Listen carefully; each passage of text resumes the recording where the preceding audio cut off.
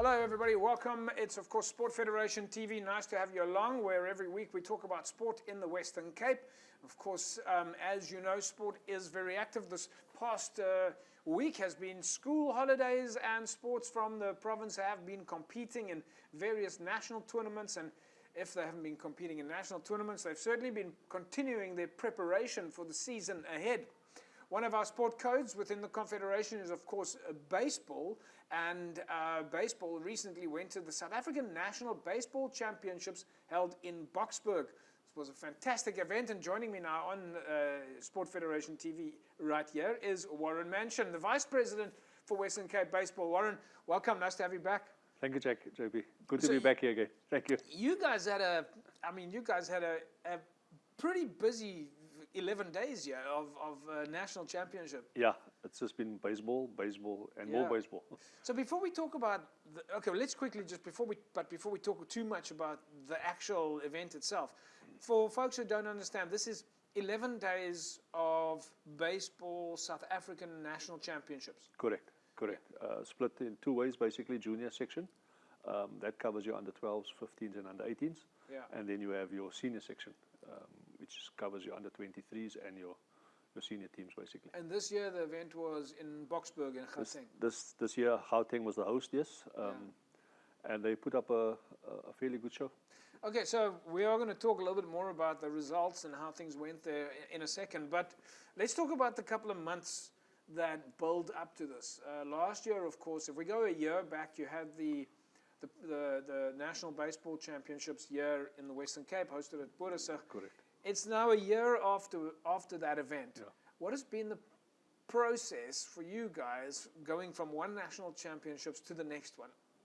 Yeah, that's an interesting question, because I think, like many sports codes, you sometimes get set in your ways, and you can't repeat what you've been doing. So in baseball, especially in the Western Cape, we've had a good look at ourselves, basically looked at the model that we drive, and to see how we can improve and make the improvements for the next championship, which we have done. Obviously, we put into place more ETS, elite training camps, basically, for the more elite player. We've got identifying programs that we identify for high performance, where we can get those players into those high performance areas, basically. Yeah. And what that allows, it allows for a selection process to be slightly more streamlined and slightly more detailed at the end of the day. So you guys, as a provincial structure, you kind of track the players, and you try and identify the guys? Correct. We track players, we identify these players through the process, basically, and then we work with those players. So in baseball, we also have a lot of players that would represent at national level. Yeah. And because maybe it's a blessing, I always look at it as a blessing. The Western Cape has a huge amount of these players that also goes to represent at national level. So it gives us the opportunity to then ensure that there's a continuous pathway, and the workings and refining the fundamentals of the game of baseball. So how do you guys do that sort of selection and stuff? Because, I mean, I looked at baseball, and I've never seen a sport code with so many statistics. You guys measure everything. Do you then take a look at do you speak to the coaches and ask them, how's your player doing? Or how do you guys kind of figure it out? Yeah. Because it's not as simple as running the 100 meters and you've got a stopwatch. Sure, correct. So yes, we've obviously, over the years, we've educated, been able to educate ourselves as to what it is exactly that we look for in the athlete. Yeah. Good speed, good agility, good arm strength, obviously. Is that the same for all age groups? Or? Basically, it is same for all age groups, and then we just obviously look at increasing the intensity as we go along, basically. So you're looking for things like, you were saying, arm speed? Good arm strength, basically. Velocity being measured once a ball is released. Strength of the arm. We're looking at people good agility. All around good athletically built, basically, good speed. Yeah. And those are the things that we look for. So when you talk about velocity, are you talking about the speed of the ball traveling from the pitcher to the catcher, or is it at the time of release? Or how does that work? Correct. So basically at release point, the pitcher releasing the ball, basically.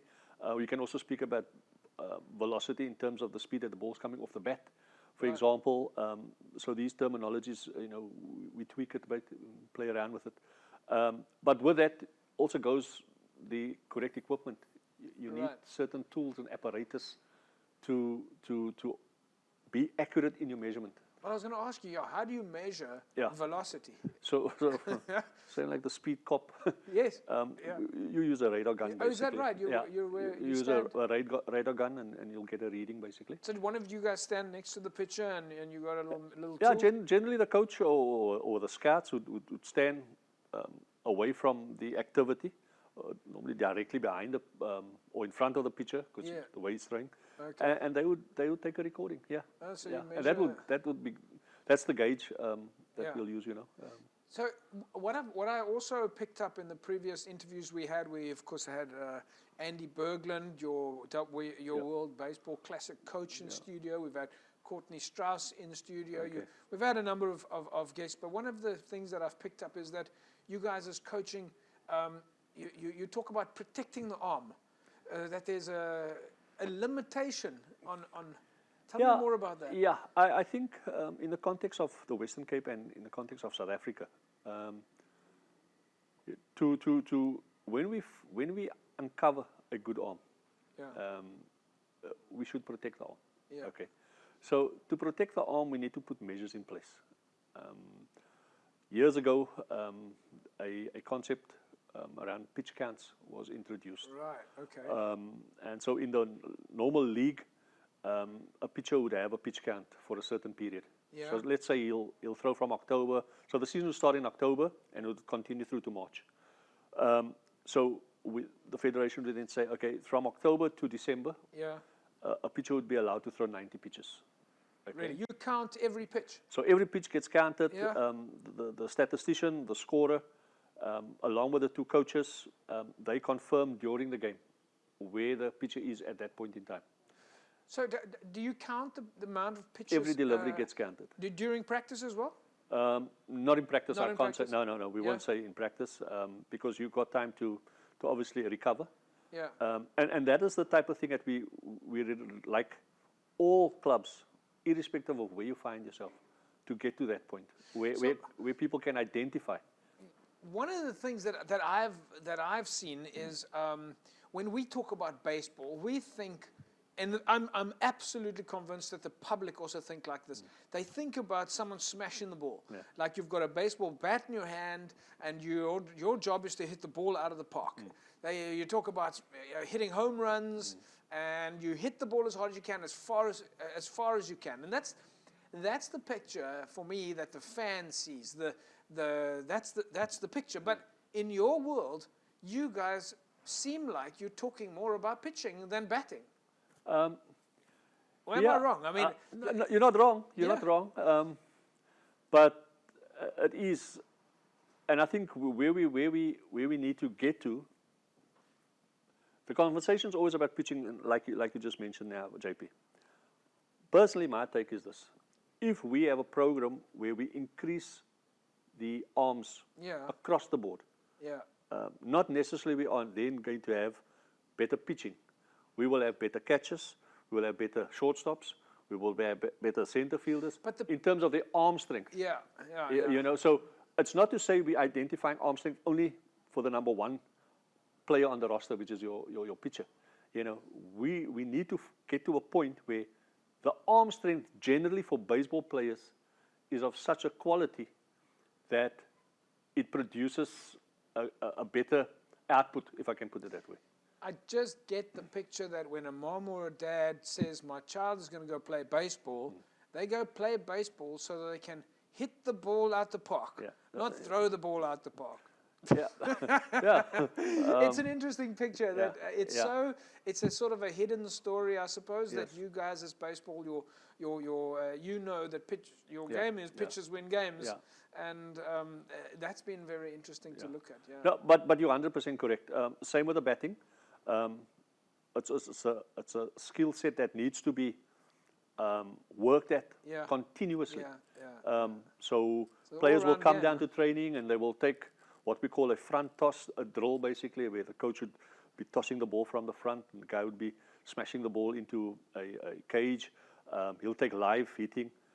But that same player, what we found is the days off from training. Yeah. They would set up something at home and they would be Still hitting balls and practicing, still yeah, practicing and owning the skills there.